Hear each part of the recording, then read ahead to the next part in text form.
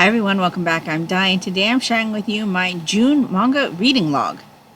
So this is actually going to encompass the manga that I read in the last half of June. So they were all Pride Month reads. I was participating in my friend Bazaar Individual's Pride Manga Readathon.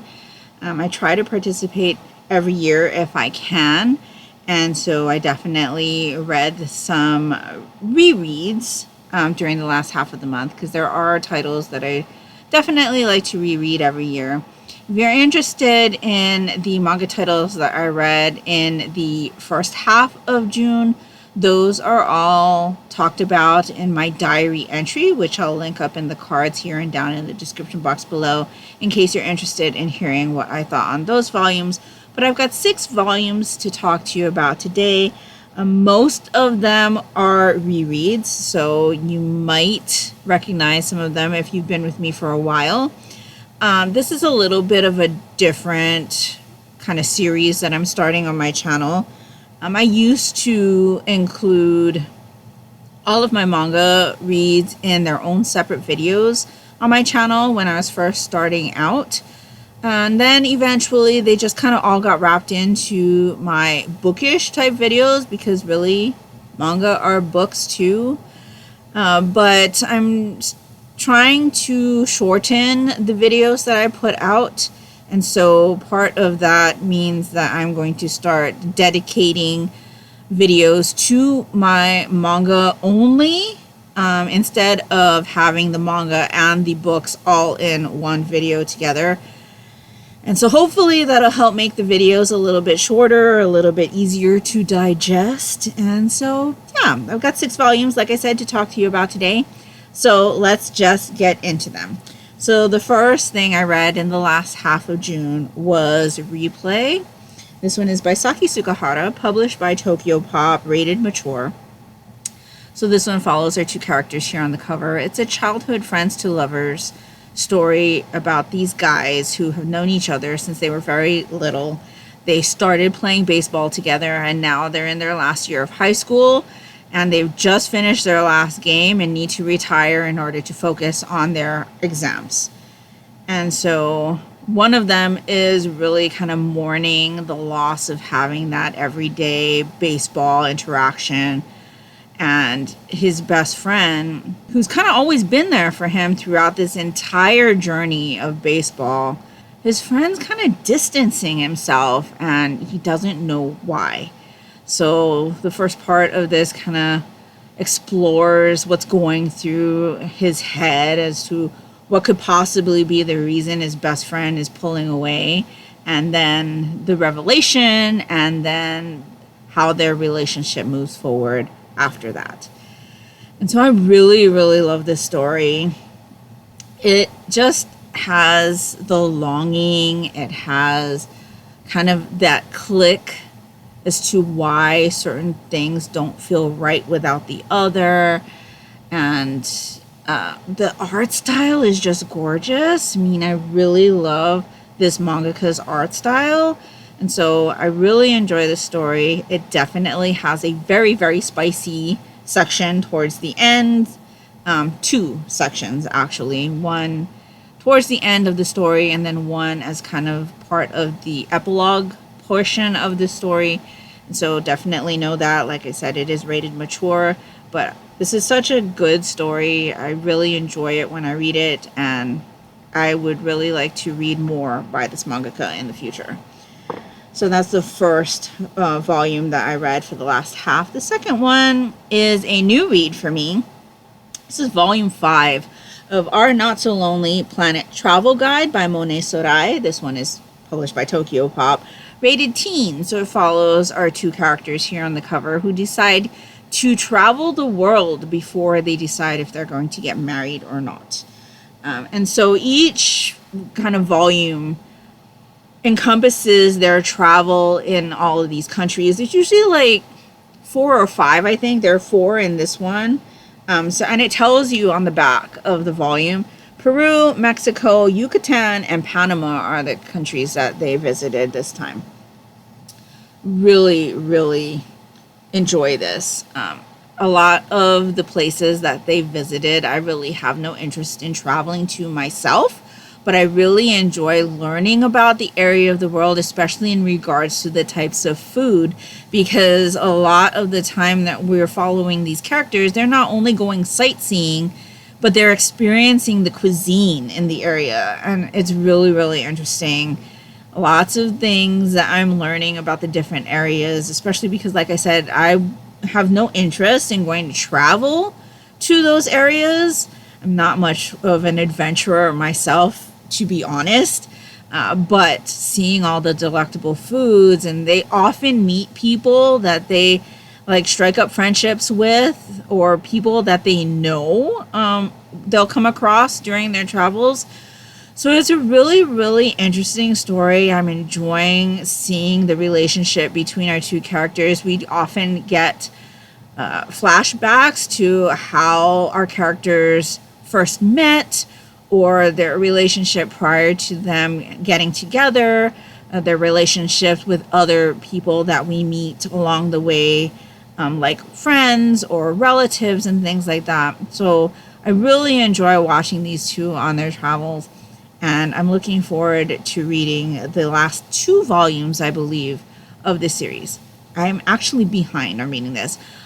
I was up to date until I got to this volume, and then for whatever reason, I just didn't read it. And now I believe the series is over. And so I need to go pick up volume 6 and 7 and read those. But I really enjoy the series, and I definitely recommend. So next up, I read 2 volumes by the same mangaka, but they're both standalones. So the first one I'll talk to you about is my reread, and that is Snow Fairy by Tomo Serizawa. This one is published by Tokyo Pop, rated teen. So this one follows a guy who's kind of living on a farm in Hokkaido. And it's winter time. The temperatures are very, very low. And so it gets very dangerous for people to be outside and out and about during this time of the year. And he has just come back from making a delivery of the products from his farm. And he notices a vehicle that's kind of been encapsulated with snow off to the side of the road. And so he starts to wonder if the driver of that vehicle is okay. So he pulls over, gets out, looks in the vehicle. Thankfully, there's nobody inside. But then he starts to wonder where the driver of this vehicle is, because in these low temperatures, it's very dangerous. And so he looks around, finds the guy, and the guy ends up being this wildlife photographer, and he's in the area looking for something called a snow fairy. And then after talking with the guy for a little while, he finds out that this guy had hotel reservations somewhere, but there was a mix-up, and now he's got no place to stay, so he plans on putting up his tent and staying in the area because he needs to do this photo shoot. And so our main character invites him to stay at the farm in exchange for him helping out around the farm with the chores and stuff. So these guys end up living together for a time, and you can watch their relationship grow and hear about the guy's photography and all of that. It's a really, really cute story. This one's very clean. You feel the relationship between these two characters grow, the kind of thoughts of, should I tell him how I feel, or, I have these airplane tickets, but I don't want to leave, those types of feelings. And it's just a really, really good story. I enjoy it a lot. It's really good as far as the art style as well. And so because I enjoyed this mangaka's storytelling and art so much, I decided to read another title that they have out. So this was, like I said, a reread for me. The title that I ended up borrowing from Hoopla through my library, so I read this digitally, was called White Liar. And this one is also published by Tokyo Pop, but because it's through Hoopla, I can't see the back cover. I would have to say this is a mature rated title though. So White Liar follows the story about an actor. He's like in his 20s. He's up and coming, very popular. And he's kind of one of those actors that really gets into their role when they're in it. So he's just coming out of a role. His look for this role is much more gruff than the role that he is going to be going into next. So they need to change his look a bit. And the hairstylist that normally caters to our actor is not available to give him his like updated look before his next kind of round table where they talk about or they go through their lines and stuff with all of the other characters in the show that he's doing. And so his manager comes over with a binder of hairstylists that he knows, and our actor picks one. So our hairstylist gets told by his boss, hey, you've got an appointment after hours. And at first the guy's really put off. He's like, don't I get a say in this? Why am I just being signed up for this without my prior agreement and all of that? And so he's really put off. But once he gets his head in the game, right, he meets up with this guy and he starts doing his hair and all of that. He gets to talking to this actor. And it gets to the point where, you know, they're having a good chat. And the actor invites him to dinner. And so they go out to eat, and one thing leads to another. They end up having a one-night stand. And the story kind of goes from there. Now, this one has a secret revealed, like towards the middle of the volume. And so it kind of puts a little bit of a different dimension to the story between our two characters. Overall, I really did enjoy this one. This one is very, very spicy, though. I much preferred the story in Snow Fairy, if I'm honest. And I don't think that I'll be adding White Liar to my collection. If I want to reread it again in the future, I know it's available digitally through my library, but I don't think that's going to be one that I'll want to reread in the future. I did enjoy the story. I liked the secret reveal. I like how the story ended. It just wasn't one of those stories that I feel like I'll want to or need to reread in the future. So I enjoyed it, but not as much as Snow Fairy. So I did another reread, and truthfully, the last two volumes I'm going to talk to you about are rereads for me. I read Would You Like to Be a Family by Koyama. This is also published by Tokyo Pop, rated mature. And so this is a collection of short stories. So the first and the last story in this collection have to deal with our family unit here on the cover. There is a story about a high school guy falling for an older guy, and then there's another story about two college classmates. But this story follows our dark-haired character who works at the same company as our lighter-haired character here on the cover. And the darker-haired character is kind of known to not want to socialize with his coworkers. So every time he gets called to like come out and celebrate something or go to a team get-together or whatever, he always refuses. He kind of has a standoffish personality. But anyway, one day he's at the supermarket and he runs into his coworker, who's the lighter-haired guy here on the cover. And he is accompanied by this little kid. And so they get to talking. Our darker-haired character really just wants to go home and be alone. But he gets invited over to his coworker's house for dinner. And they kind of start having more and more dinners together, and one thing leads to another. The relationship progresses. So I really, really enjoy the story that we have with our characters here.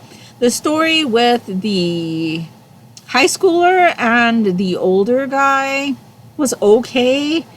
It definitely has that awkwardness of young love, you know, with this guy kind of having his first, I would say his first overall relationship, and not just his first like male relationship, but definitely has all of those awkward feelings and definitely has that, okay, this is a high school guy feel, which is just okay.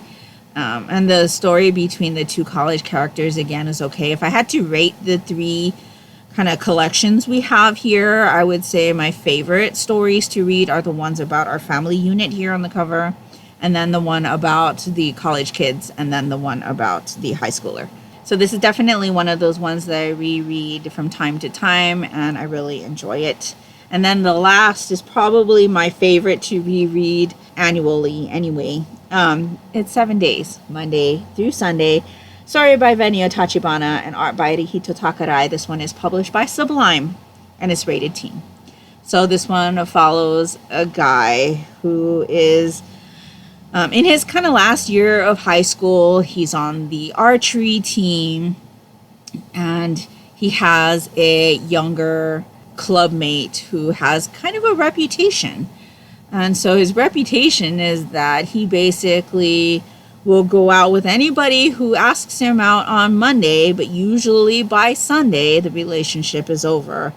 And so he's really dreamy. Lots of girls want to go out with him, and it's kind of become a thing where all of these girls, they want to date him, even if it's just for a week, because his reputation is that he treats them really, really well. And even though the expectation is that they're only going to have a 1 week's relationship with this guy, it's worth it. And so our main character, I should tell you his name is Yuzuru. He just doesn't get it. He wants to know like what all of this is about. He himself is pretty desirable, but his experiences with relationships have not been very good in any case. He goes out to pick up lunch, which has been kind of group ordered by his friend group, and happens to run into Toji, who is his younger clubmate.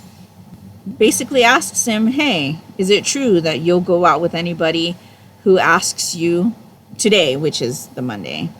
And then continues to ask him, well, what if I asked you out?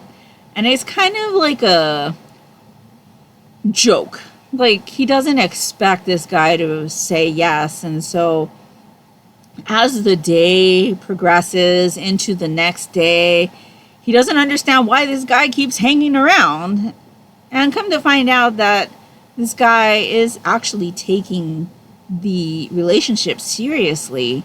And so we start following them in their relationship, learning about each other, kind of understanding the feelings that are growing between them, and then realizing that their time is slowly running out. And so I really, really enjoy this. It's such a good story. It's very clean. You know, you feel that like kind of twinge of the heart as you can see them kind of dreading the days go by, because as more and more days go by, that means that their week is almost over and what's going to happen. It's just one of those stories that I really enjoy. And so, yes, very, very good story. Definitely recommend this one. Again, I really love the art style. And this is one that I will read every single year. And I always enjoy my time. So those were the 6 volumes of manga that I ended up reading in the latter half of June. Like I said, I was participating in my friend Bizarre Individual's Pride Manga Readathon. And so it's a bingo board style readathon. And so here is the results of what I ended up with by the end of June. And this includes the manga that I did read for the first part of June as well. I was actually able to get a bingo, which is great because I thought for sure I wasn't even going to be able to achieve that. But I was able to. I'm so happy, and I'm really, really glad that I was able to participate this year. Again, this one's hosted by Bizarre, and it's usually helped along with a few of his friends. So definitely go check out his channel. I'll link him down in the description box below. It's always a fun time. He also does other readathons throughout the year. So if you're wanting to participate in any fun manga readathons, definitely check out his channel. And that's pretty much all I have for you today. So let me know down in the comments below if you participated in the Pride Manga Readathon. If you did, what were your results? Were you able to get a bingo? Were you able to get multiple bingos? Were you able to get a blackout? Let me know. What was your favorite read in the month of June? I would really love to know. Also, if you have any recommendations for BL or GL manga, I would love to know that as well, or any other manga that has to do with the identities that we focus on during the month. I would love more recommendations because, as you can see, I do lean BL heavy, and I really want to explore the different identities in manga. If nothing else, and you'd just like to let me know that you were here, if you could leave me your favorite color heart emoji down in the comments below, it would be greatly appreciated and would really help me out. And that will do it for me today. So I hope you're all doing great. I hope you're all safe and healthy. And until next time, take care and smile always. Bye.